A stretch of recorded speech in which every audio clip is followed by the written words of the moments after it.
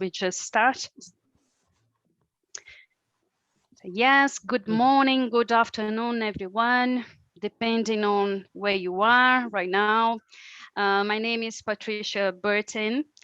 I work for the Brazilian Agricultural Research Corporation, and I'm one of the co-chairs of the interest group on agricultural data.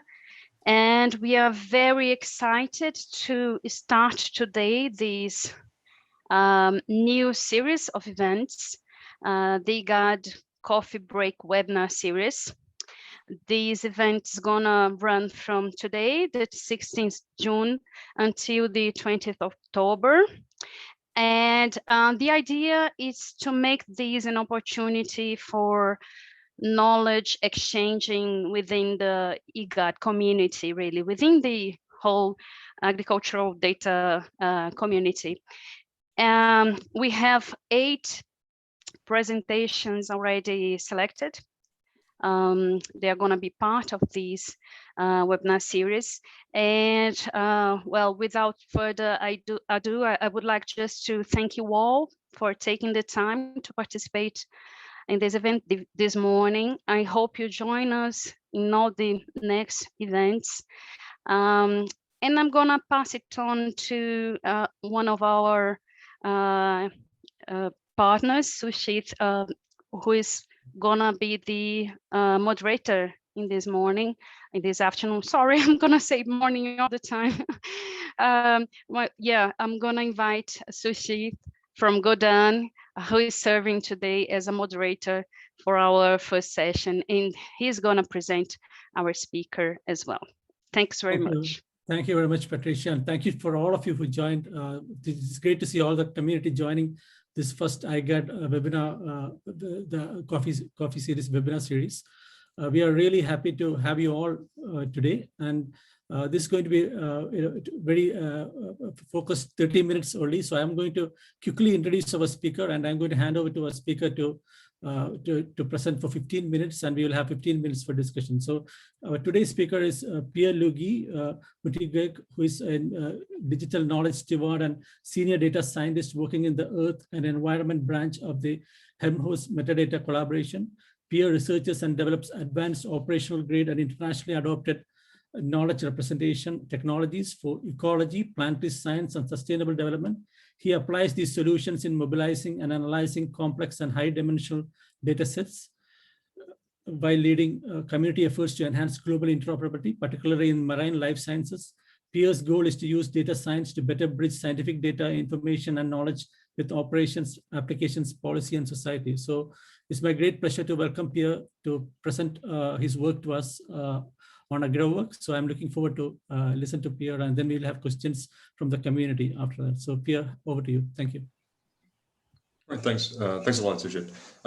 Yeah, so it's informal, I guess. It's a coffee break, but what I'll talk about is, so AGROVOC is a very advanced thesaurus. It has a lot of content. It has a wonderful curational strategy to add more terms, and it has multilingual interpretations. Now, all of those things are very, very powerful in terms of capturing and representing knowledge and semantics, so the meaning behind the terms, well for a broad range of users. And actually, I was contacted to start working with AGROVOC through Biodiversity International and CGIAR to see if we could link it to some of our technologies for knowledge representation too. So I run, as was mentioned, I run a bunch of them, primarily in environmental science, so the environment ontology, for example. And ontologies are a little bit more expressive. They're a bit more machine friendly than just like a general thesaurus, but they take a lot more work to actually build. So how can we make these things work together? They give you new capabilities, but at the same time, we can aim to have the coverage of something like AGROVOC. So the approach is to try to map them. And of course, many people do mappings, and some mappings are automatic, which are plus minus some uncertainty in there, and others are carefully done manually. So the question is, like, number one, should we do it? Is it worth it? And how do we do it? What do we have to consider, etc.? So I'll start off by just showing some slides from one of our earlier webinars on this, a very short sort of thing to say, why should we map these things, just to give some background. And I'll show then some code. I'll show, well, not the code itself, but I'll show the GitHub repositories of some of the other work we're doing with mapping, different modes of mapping, and perhaps why it can matter quite a lot. So let's see if this works. Share the screen. There we go. Let's grab this. All right. So, you know, the main question is like, is it worth it? And I mean, I would say very emphatically that yes, it is worth it, because they are different things. They do different jobs. And the challenge is a big one, right? So we're going to need actually all of these sort of terminology tools. So ontologies and thesauri, they both handle terminology and they structure it differently. So if we try to place them on this like well-known semantic ladder, which, you know, shifts depending on your perspective, the order of these things, but thesauri and ontologies are able to express more semantics because they combine the terminology with a data structure. Like with a thesauri, you know, you have those nested relationships. You can express it in RDF or in SCOS to say that, okay, here's the linkage between the terms on a semantic basis, not where they derive from, like a taxonomy, not just a simple string-string match, like a glossary, which is a textual definition connected to the term, and not just a list of terms, like a controlled vocabulary. All of those things bring value, but as you're getting towards thesauri and ontologies, you're becoming more machine-friendly, because the thesauri are sort of pointing at buckets of meaning, and the ontologies are getting a bit more precise about that to say, here's a graph structure, like a network structure, with controlled relationships between the terms. So like if we used an example, you know, you have a schematic of the relationships between meaning and how thesauri will structure meaning with broad synonymy, narrow synonymy, related synonymy for looser connections, etc. You know, exact synonyms, etc. So it's a way of structuring the terminology so that you have a general idea of what somebody means and how it relates to other words. With an ontology, you're taking that a little bit further, and you're actually building up this graph of meaning with arbitrarily controlled predicates, like relationships. You can have any kind of annotation. Of course, a good ontology will reuse relationships that other ontologies use. They won't make up completely their own relations. Otherwise, how do the machines know between one ontology and another what is meant, unless they map it? So here's the idea, but here we already see the power of it. We also see part of the problem of it. This takes time to build, and there can be very different opinions sometimes, you know, depends if, are you in Italy? They might have a very different opinion of stracciatella. Or are you in France? It could also, you know, like things can change. I once ordered a cappuccino in France, and I've never had a fight with a waiter before, except on that day, where the cappuccino had cream in it. And he was trying to convince me that it's a cappuccini, and I was trying to convince him that cappuccini is the plural of cappuccino. What are you doing to me? So anyway, an ontology would have certainly helped in that, but at least you're getting very clear about what you mean. Thesauri gives you a bit of wiggle room, which is also very useful. In some cases, you can't get very precise about the meaning of certain terms in different nations and in different operational contexts, different disciplines. So both of these have sort of a reinforcing role, and that's why it's useful to map to them, because sometimes a user is not ready to say, I mean this specifically. It's more that we mean this generally. You can do that with an ontology at a higher level, but it's often easier to do that in a thesaurus. So this is the relationship that I'm seeing with some of the ontologies that I manage. And things like AGROVOC or GEMIT or other thesauri that are coming out, especially in the UN space, there are many thesauri. Some of them are fully digitized, some are still in PDFs. But I think that's going to be a common pattern of mapping these two, to sort of say, okay, in certain contexts, you can be very precise about the meaning. There's a sort of point too that there's an economic consideration for all of this, right? If you're trying to build ontologies, it takes a lot of time and effort, lots of discussions. You have to kind of check the logic because the machine relies on those graphs to be very consistent so that it can check the logical relationships. All those relationships are not just sort of accidental.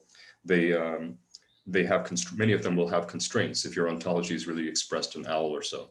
So if you just need to get a sort of handle on the semantics in a roughly machine readable way that's highly functional, especially if you're more focused then on adding multilingual interpretations, then you can cover much more ground with this thesauri. Of course, if you want to do more precise work and query things and have more natural language queries, then ontological relationships add value, right? And also, we also have to accept that some communities, there is disagreement about precisely what a term means. Roughly, there is. The term just sort of points in a general direction of meaning. And you ask three different, for example, scientists in a certain domain what the term means, you'll probably get 4 different answers about what precisely it actually means. So we have to think about that. And say thesauri can allow you to have a bit more wiggle room, some more comments, and it's looser. You can add comments and things on ontology classes too, but it's often more relaxed with something like the thesaurus.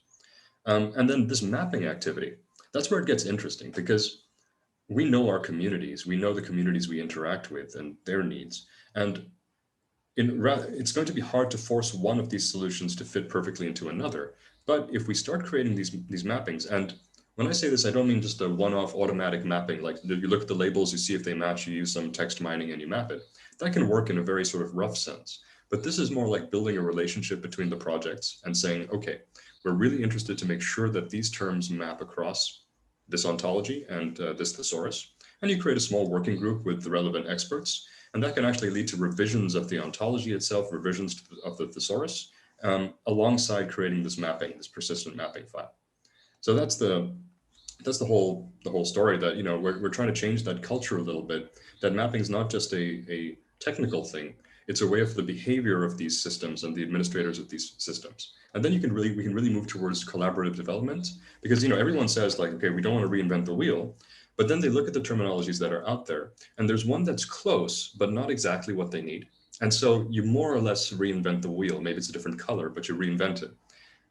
But you have a reason to, because you can't exactly work with the resources that are available. So rather than that, you know, create that communication style, see if that resource will change. If it can't change for its own reasons, then yeah, do create your parallel resource, but make sure that there's a machine readable mapping between them so that everyone's on the same page and users can find the thing that they need. You know, that's the most important part. So no one has to guess or choose based on criteria that is something we've observed. Very few people in our user bases can really make a decision about which vocabulary do I need, which ontology do I need an ontology or a thesaurus? Not so many people can actually answer that question themselves, and it would be nice if they didn't have to. They use one that already has mapping sustained to another, so in case they need more expressivity or less expressivity, they can shift gears, so to speak, quite easily. Yeah, okay, good. So how do we do it? Well, we do it, I think, because if you don't do it, it's going to hurt later much more. And we have to be clear on how it was done. So was it an expert group? Was it a student that did it? Was it an intern that did it? Was it automatic? As we talked about, text mining is fast, but it's not necessarily precise. And make sure that the way you did it is reported somewhere. You know, publish a white paper, publish a methodological document on Zenodo to describe how you did it, like who was involved, how it was done, etc. And then one thing that we'll see a little bit later from Chris Mungo's slides from that webinar, I'll borrow a few slides from others. Elizabeth and I just took a look at that and chose some. There are emerging standards to make that easy. This is like a simple standard for ontology mappings, and this can be used for thesauri too. And we'll see that a little bit later. It's a very simple TSV style document that just uses SCOS predicates to say, here's the term it maps to in the other resource, here are the IRIs. And here's a description, a comment. That's really important because not all these mappings are the same. Some are, you know, they could be homonyms, they could be roughly related terms, or maybe used in a different way in a different context, like a different user base. And that comment field on something like an SSOM matrix, a triple SOM matrix, as they call it, is very, very useful. Okay. That's just reiterating what I said again, that, you know, I think those of us developing these terminologies, we need to engage working groups, users, etc., to help us do the mappings rather than pushing it to the users, because often that results into very strange mappings because the expertise to actually work with these things are there. Great. So how do you map in terms of practical implementation? This again is from another participant of that earlier webinar. You have to be careful because thesauri expressed in SCOS, we're talking about concepts here, whereas ontologies are usually talking about RDFS classes or OWL classes. And sometimes you have to be careful. If you're using an OWL predicate, like something in the thesaurus is the same as something in an ontology, this doesn't work because the same as is only for instances. You can't use that on a category level. So I can't say the word rainforest in this thesaurus is the same as rainforest in this ontology. You'd need an instance like the Amazon rainforest, etc. Right? You have to be very careful with that. Same thing with the class equivalencies, because they only work with classes and not concepts. So this is like basic semantic web specification, but it's easy to overlook it because it just sounds natural to say this. So I'm not going to go through all of them.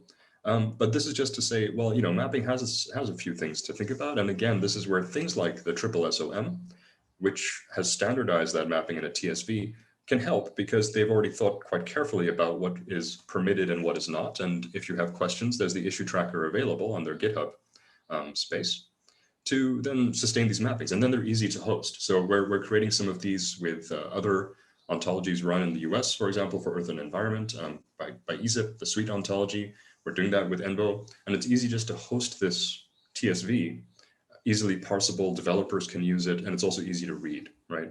We're doing the same thing with mapping biodiversity standards. So for example, the mix specification to things like Darwin Core.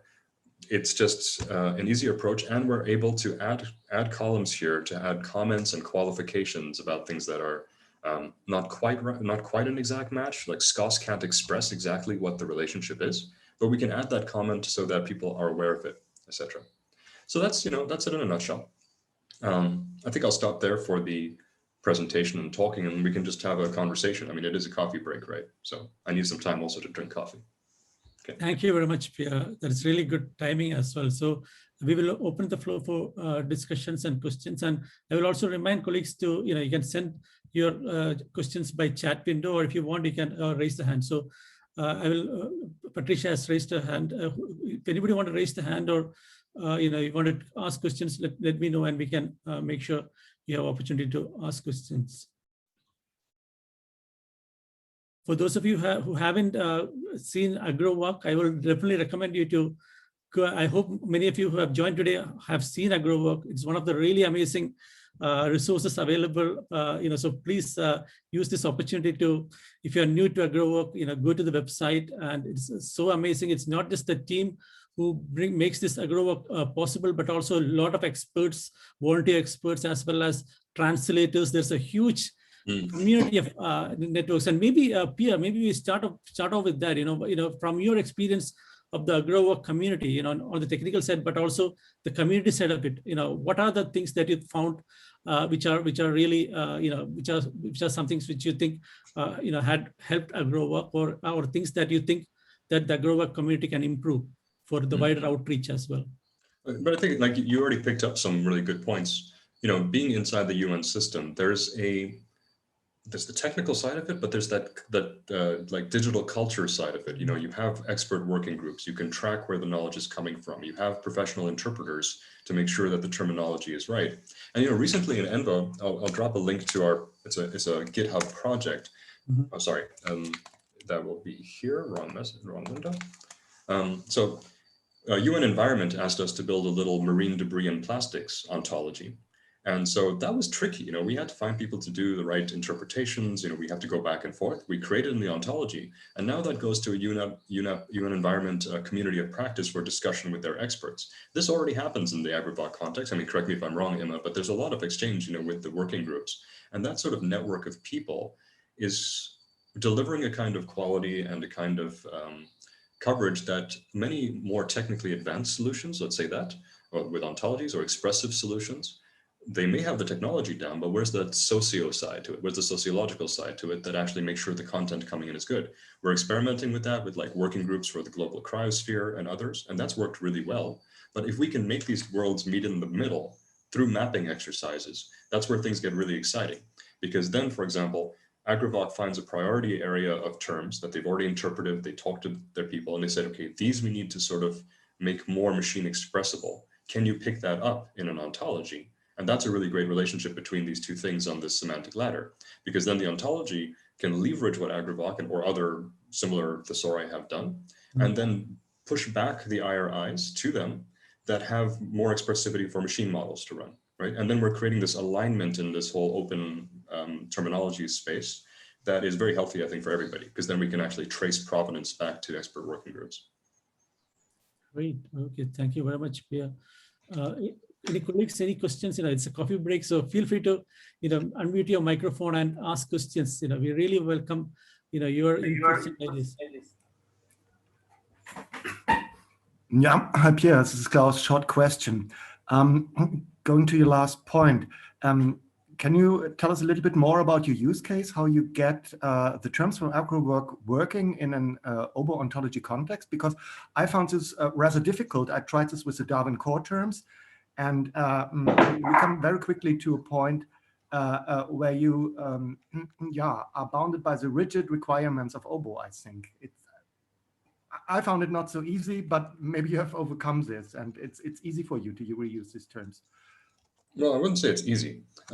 So you're right, because one of the things that most ontologies that like use reasoners require is an alignment to some sort of upper level ontology that gets a bit philosophical. You have to find where to place the term, what kind of thing it is.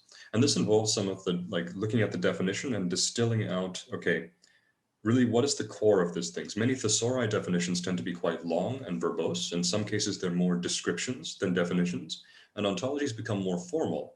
But that means that you have to align it to something on the upper level. So, I mean, we through our experience, we usually are able to do that. Sometimes we have to focus in on part of the definition and move a lot of it to the comment, right? Because it's more qualification, it's description of the general idea. So finding that is the tricky part.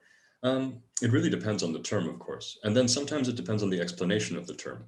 Sometimes, again, when we're looking at thesauri descriptions or definitions, sometimes they're circular, sometimes they don't actually follow a logical rule, which is, again, fine for a thesaurus because you're indicating general pockets of meaning. But then you have to do the semantic work of converting that into an ontology before you can actually digitize it. So, I mean, what's the process? I guess the process is to get very familiar with the upper level ontology. Talk to the expert groups involved to say, okay, here we propose let's say a more ontologically compliant definition. Does this make sense to you? I mean, are you happy with it? Is it missing something very important? And then work with them to decide, can that go into a comment, or does that really need to be part of the strict definition of the term? And then you go through like example, counterexample. So people will have very strong opinions that this should be the definition. And then you provide counterexamples that violate the definition, and then other examples that maybe confirm the definition. And you go through this process back and forth until you find a stable point. Thank you very much, Pier. We have Hans who wants to ask the question. Hans, can you unmute your microphone and ask him?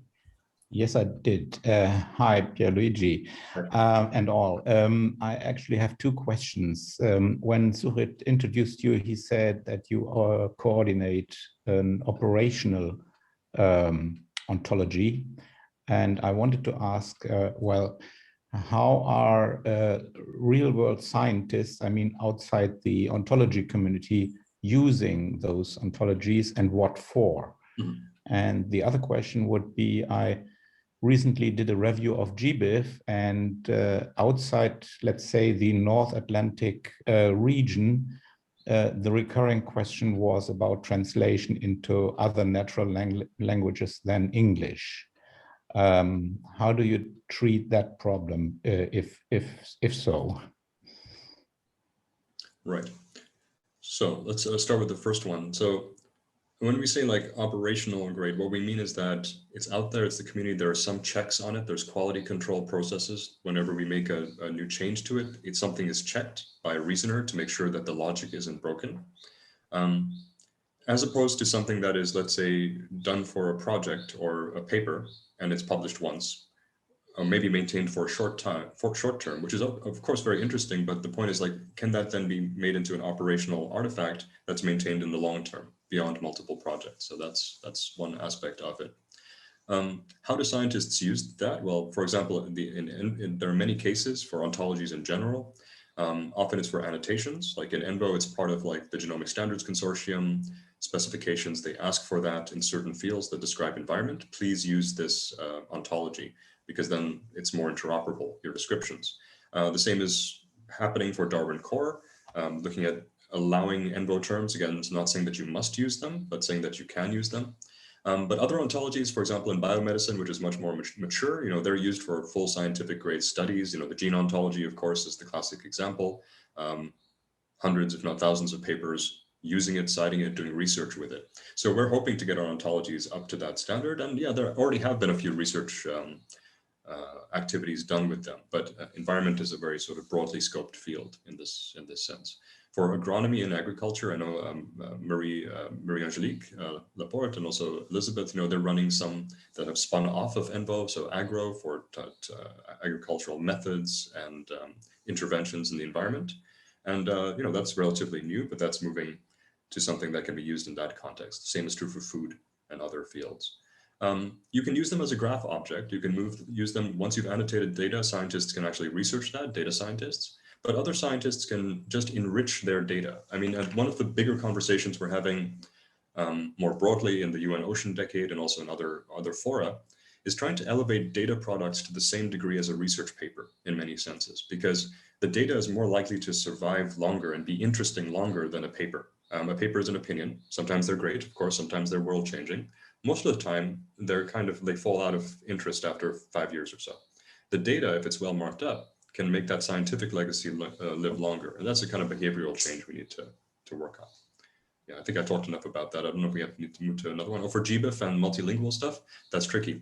As we see for AGROVOC, and that's an important point of things like AGROVOC, translation is one thing, having interpreters is another, right? And having access to the right body of interpreters who are also sufficiently versed in the domain is a real challenge. When we do that in our ontologies, it's a question of, do we have access to those people at any given time for a certain project? And do we need it? So for example, for the UN plastics thing, we engaged students in this case, but who understood the domain well enough to be able to give things, and which will be reviewed inside the UN environment community of practice. So it's a process, but you can do it automatically. You can use auto translators and things, but I think then you should have that in a separate artifact to say, here's a automated translation, here's the method we used, here's the code. And then if you've done a professional interpretation, that can go directly into the ontology if you want to have one of these sort of more stringent approaches. I see other questions. Thank you very much, Pier. There are many questions coming in, but I'm also aware of the time. So my suggestion is, thank you for all the questions. What we'll do is, all these questions, we'll make sure we pass it to Pier, and we'll make sure answers, especially one question specifically on, if there are, more documentation, especially for beginners, Pier, if you can share with the IGAD community. And I want to thank all Pier specifically for the presentation and sharing his ideas with all of us, and all the IGAD chairs and all the IGAD community, for coming together. It was really great to see you all today. And we really hope, you'll all join us for this short 30-minute meetings we'll be having over the next few months, so that we can build up these ideas and knowledge for the future. So I want to thank everyone now, and maybe hand over to Patricia for the final word. Patricia.